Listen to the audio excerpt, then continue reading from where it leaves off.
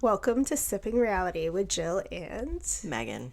Today we'd like to do a spin-off of last week when we talked about codependency. Yeah, she just got me all fired up about it. So we were discussing about how codependency opens us up to being susceptible to other things, such as, what were we saying? Gaslighting. Believing someone's projection of who we are. Because Yes. we rely heavily on how they see us. The way people, negative feedback, people who are constantly giving us negative feedback based on themselves rather than based on us. And if it aligns to our abuser's projection of us, it just really can bring you down and make you think like, wow, this is how everyone sees me. This is who I am. Well, yes. This is the thing that can happen too. So as we become codependent and then we surround ourselves around or happen to be surrounded by people who are unhealthy and gaslight and negative people, and they project that onto us, then we take that on, and it's almost as if we walk around with a certain spirit of, this is who I am. Right. And then we go out into the general public and other people treat us that way, and it is confirmed over and over again. Based on us, it's the way we carry ourselves, the way our voice sounds when we respond to things. Well, if you believe you are something, you project that. Yes. Yeah. Correct. That's a much simpler way to say it. Thank you, Megan. You're welcome. That was great. It just came to this rusty noggin of mine that comes up with ridiculous words Is lately. it feeling rusty? Based on all the things I've been saying the last few days. I do not think you have a rusty mind. Turkses and chirpstick. Oh my gosh. Can we go off on a tangent? For a second? Just for 1 second. Mm-hmm. Forgive us. We have to do this. Go ahead. Megan and I were working this weekend together, and we hung out Friday and worked all day Saturday, and Megan was exhausted, and she was saying the funniest things ever. We have to make a list of them. She said she wouldn't know until she got her Turkses done. And I said it seriously. Yo, dead serious. All of them you did. And then chirpstick. Right? Not too long after the Turkses. She asked, we're in my car driving, and she's like, do you have any chirpstick? Do you have any chirpstick? And then, what else was there? I was going to tell you were really smart. And I said, that was really fart. And I was very serious. Like, again, I was saying something and she was trying to respond. She couldn't get anything out. All she said was... Yeah, she was explaining. She goes, caw. Sound like a bird call. Like, I was talking and she went to respond and she just goes, caw. Oh my gosh, that reminds me. I just had a dream the night before last. And I was like Peter Pan. And I was, like, following people through this, like, neighborhood, and, like, I had lost a group of you, and I don't know if you were in it or not. But in order to find them, I was like, caw! Caw! It's my dream! No way! I did! Oh, my gosh! And I was listening. That is hilarious. Yeah, so I did that. She's like, I gotta get the kids to clean up the house. I gotta do this. And I gotta do that. It, like, overwhelmed her, what I was saying. And all I could say was caw. And I'm hilarious. like, I don't even know. We were at a trade show and we were on the phone together, and she was on the opposite side of the warehouse. And I'm like, caw! And she's like, caw! It's our new... That's our call for each other now. Mm-hmm. But a serious topic. I know. We had to go off on that tangent. It was just too good this weekend. So it was good. My brain came up with something good, even though I'm in the midst of Yes, your brain is not rusty. A mind crisis. You were just tired. I think I'm consistently tired. Well, yeah, that's what happens when you have 5 children. And you've been abused in this way for this long. And our minds have to completely reshuffle down to the most core memories in order to... reevaluate everything. To change how we see ourselves. So when we start to see ourselves for who we truly are and not how people have always treated us... It takes a lot of brain work. Yeah, it does. And it can it can feel re-traumatizing as you accept that these things have happened and you accept that you've lived in them. It's a lot to process. Even physically, you can become exhausted and sick. Oh, yeah. Yeah. No, I've definitely felt the exhaustion of it. It takes a lot to heal, which is why so many people don't. Yeah. And I can even empathize with that. I would think it's the hardest thing anybody will ever do in their whole life. Yeah, I would encourage against it, but I can empathize with it. Right. When we are walking around unhealed from these things with these false perceptions of ourselves, we actually become harmful to the world. We are not adding to the world the way we could be and the way we desire to be. Right. We're actually not being who we truly desire to be, and it's a wasted life. And we could sit and be upset about the life we've wasted thus far, or we can take a stand and say, not anymore am I wasting this life that I have. Well, I mean, that's kind of what happened to me with like when my mom got sick. She wasted her life, and my mom desired to add so much to the world. She was super intelligent. And she had a good heart. She did. She was very thoughtful and caring and intelligent. You know, she wasted her talents, and it's sad. And that's what gave me the courage to do the opposite in my life. But yeah, you were saying that when we don't heal, we don't add to the world, even though we wanted to. And my mom did. My mom had so many dreams and so many things she wanted to do that would have changed a lot of people's lives. It would have changed my life. Mm-hmm. My whole existence would have been different. I can't wait until we're recording a video. Oh, yes. It's video recording. It's going to be good. Yes, it will. But, you know, I mean, I just found out, I went snowboarding by myself. I said that in our last podcast last week, and I found out that my mom, what is your problem? Just continue, I'm listening.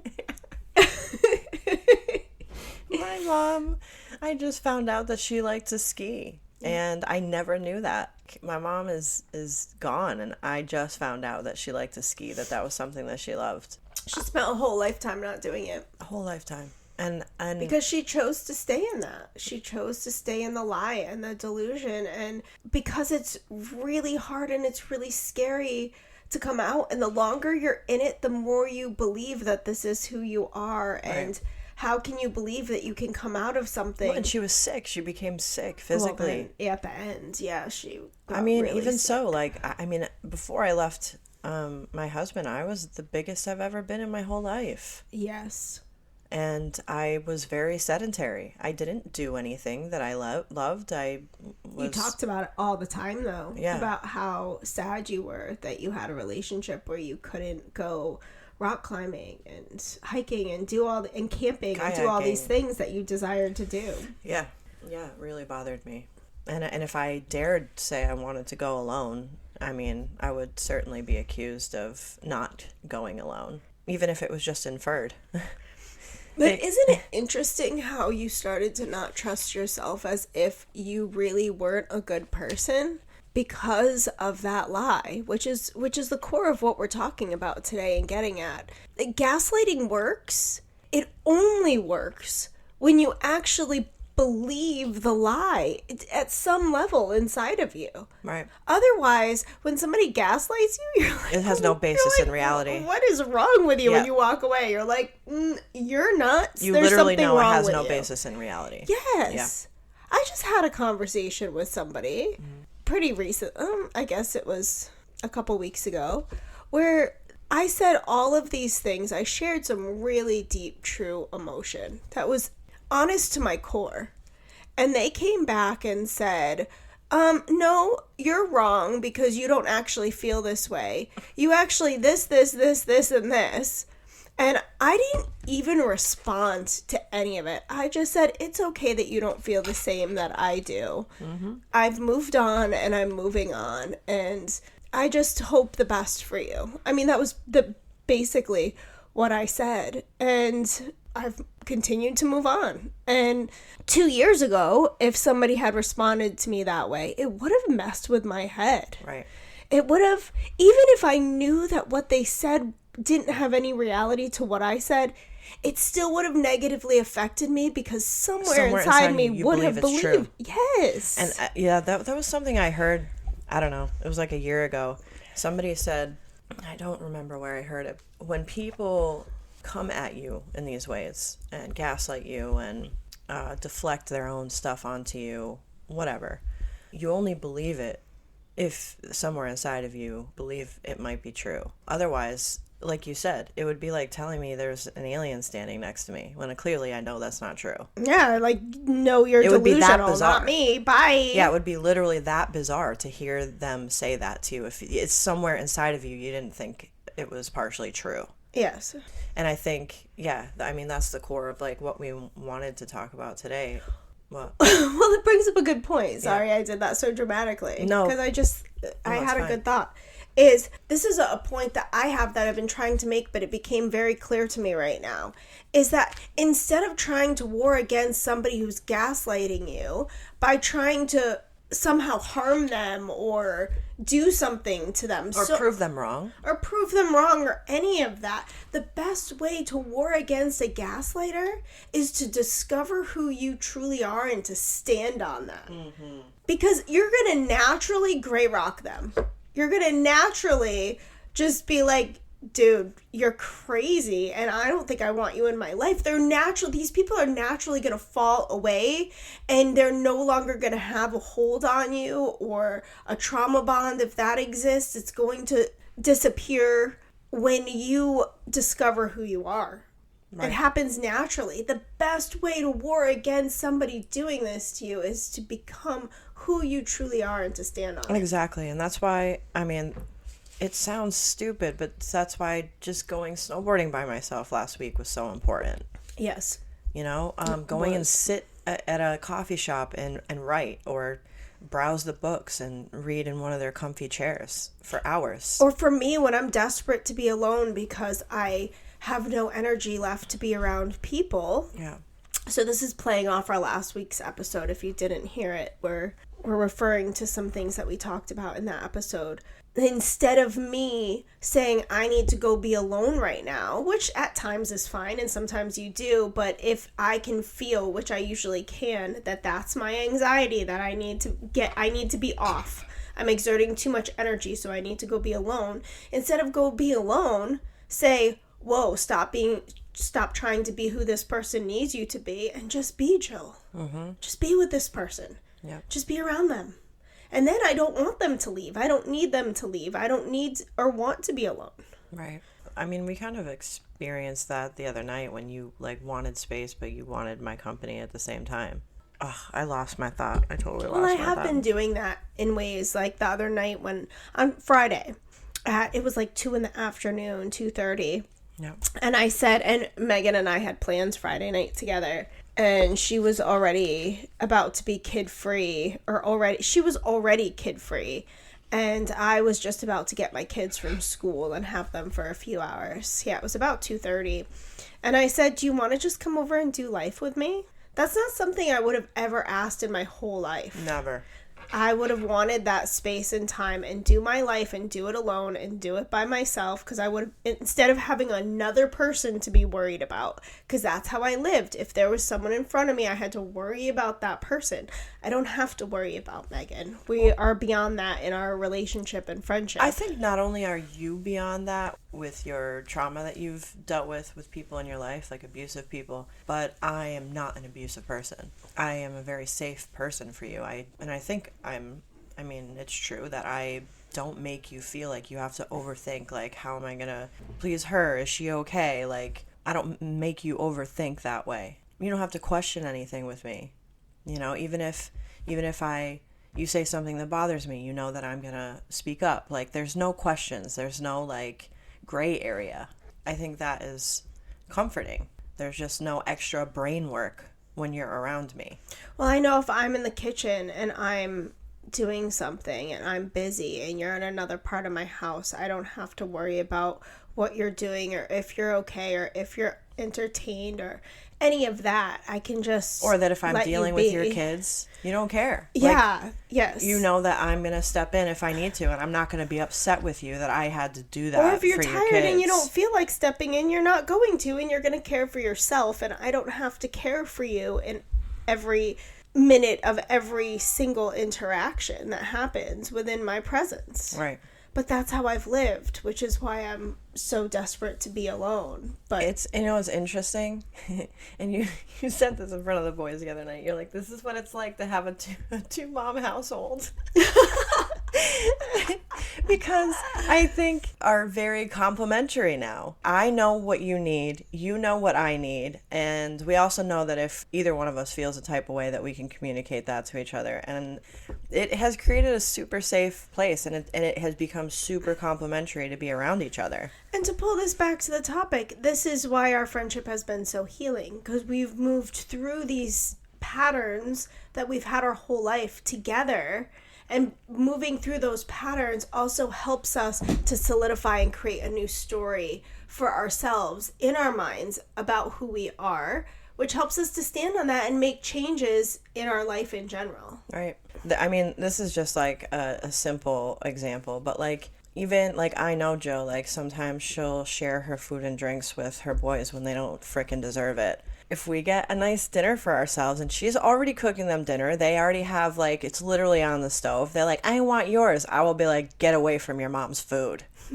Like, I'm like, no, thank you. And I swear, sometimes she looks at me with the most adoring look on her face. Because no one's ever cared for me. Like, wow, she's like standing up for me. And because sometimes I know that she can't. And I know, like, we know our strengths and our weaknesses too between the two of each other. So I think that, anyways, I think all of that creates such a safe place for us, you know? It creates a truer image of who we are, to be more and more treated Loved the way by someone. Well, yes, love is healing. Yeah. I mean, love just is healing. There's like no truly doubt loved about that. by someone. But the more we step out of how other people see us and step into how we see ourselves, the more our energy shifts and we walk out into the world, and now we're being treated different by people in the world.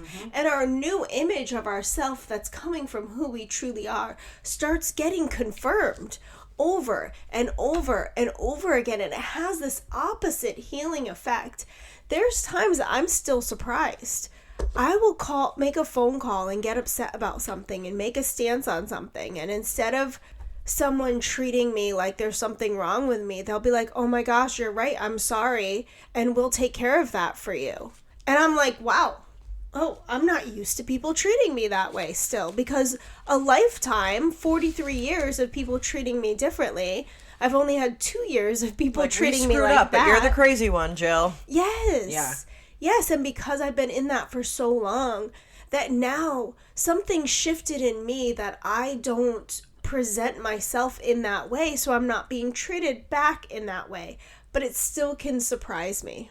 I'll be like, oh wow, people are great. And I used to think people were awful.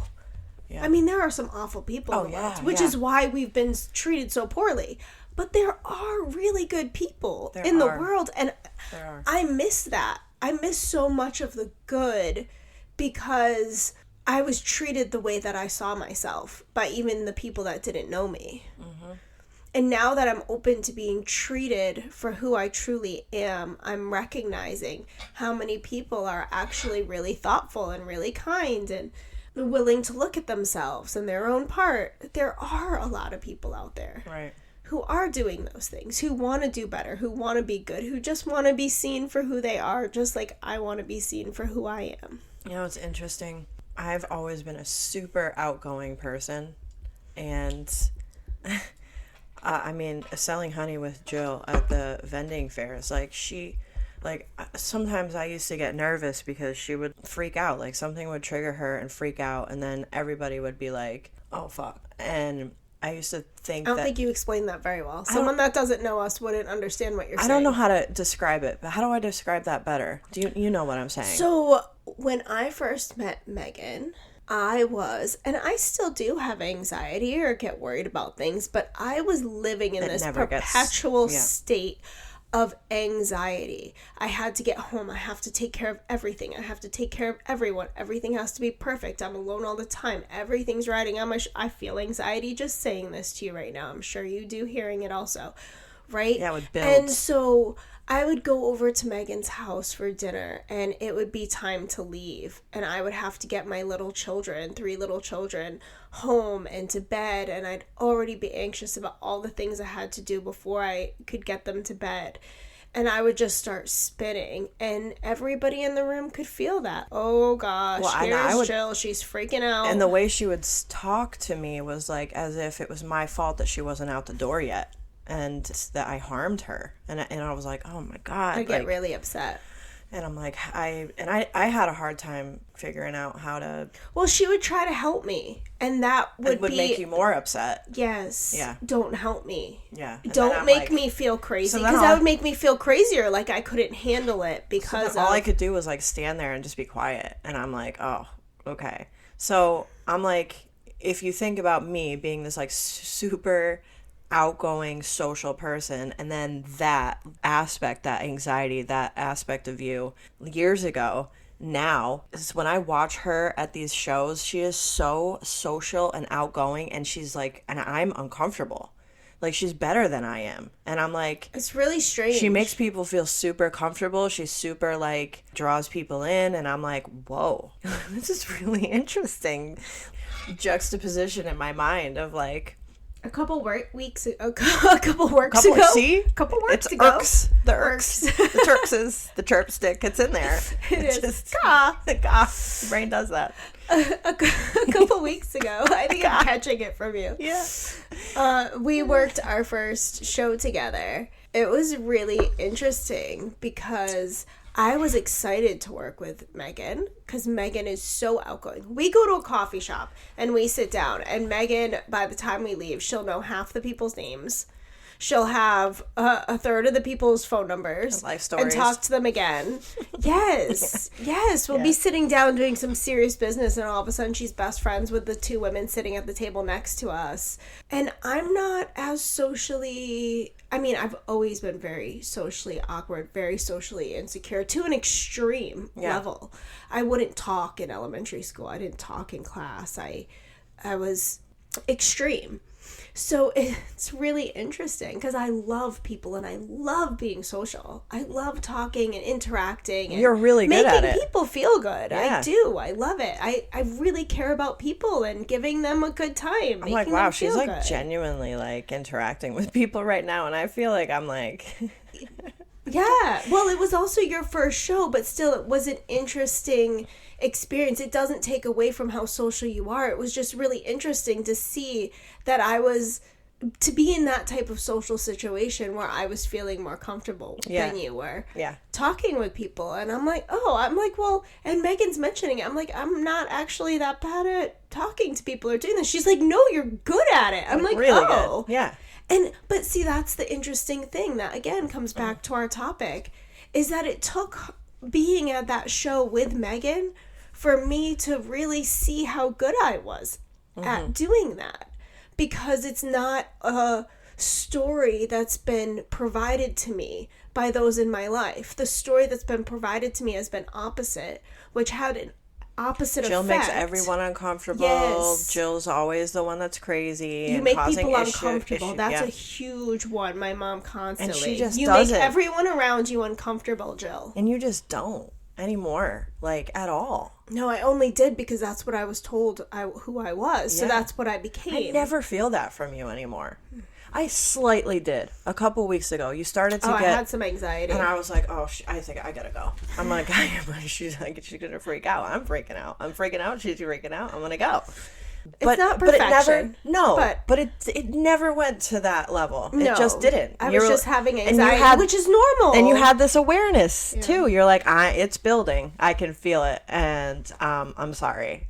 And you're like, I love you. Like, I'm sorry. Like, I'm feeling it. Yes, I know that this is where I'm at and this is where I'm going. And it's okay. You could never do that because when that happened to you years ago, I was gone. There was a switch. You weren't there. I couldn't reach you. Yeah. Yeah.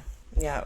And so it takes time. And just because sometimes I still start to go there or get that anxious doesn't mean that I'm not this calm, loving person. No. It just means that all human beings sometimes get anxious, sometimes have done too much and need a break. And it's okay that I get anxious, but it's not who I am, and I don't have to retake that on as that's who I am. Right. I mean, or react to the extremes that we used to, whatever our triggers are. There are, like you said, we are literally, our brains have these folders that we're, I mean, literally revamping, pulling them out and revamping all of them. Like, no, we're not going to react like this anymore. It's not that we're not going to feel anxious about life and things that happen, but we're not going to react to that anxiety the way we used to. And well, so I think I do that. I think both of us do that, actually.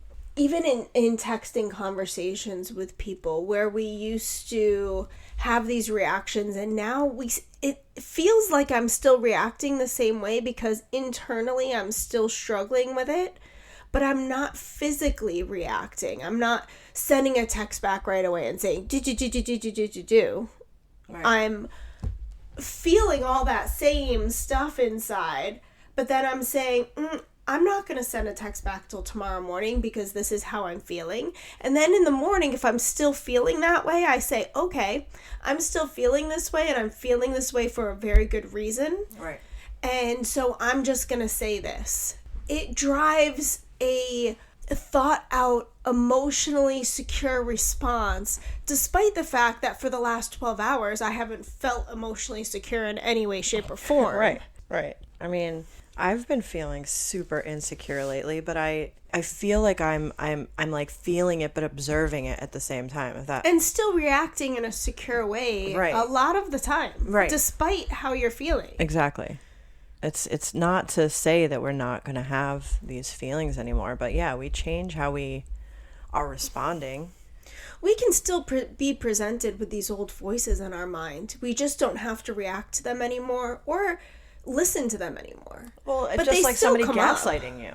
Yeah. I don't have to listen to my mind telling me this or that anymore. Like, yes. I can be like, okay, yeah, no. That's ridiculous. Well, it still might hurt. Somebody that you really love might give you a reaction where they're gaslighting you, and that's very hurtful. And being hurt by that is one thing, but saying absolutely not will I allow this in my life because this is untrue. You're delusional, and I see the situation very clearly, and walking away from it, despite the fact that that really hurts. Right. But it brings you to a place where you're capable of doing that. Yeah, confident. You don't go inside your head and say, oh, well, maybe I am. Well, this is the basis of coaching for me, and where my heart for coaching people is, what's the word I'm looking for? I haven't been coaching, and I didn't have our coaching page up for some time now because I didn't feel like I was ready to begin because I was in process of so much change and learning and understanding and didn't know where my heart was to start an approach. And as I was working on the coaching page yesterday, this is where my heart started to come to, is this foundation of tearing down the foundation of who everybody has told us we are so we can build a foundation of who we are from how we see ourselves.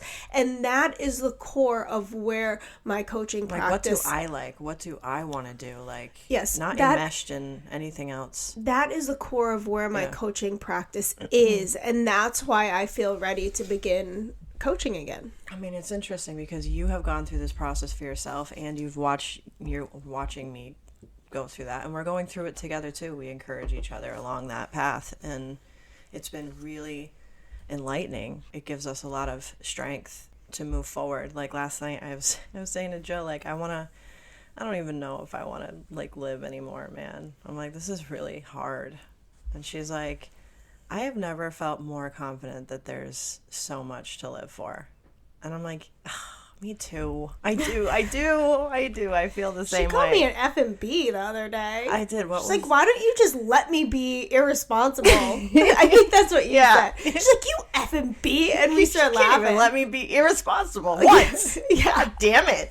Why do I always have to be a responsible one? We're walking through a parking lot. There's a stray cart sitting there. And I'm staring at it. And I just want to keep walking. And I'm like, God damn it. Why do I have to be the one that's responsible? Why?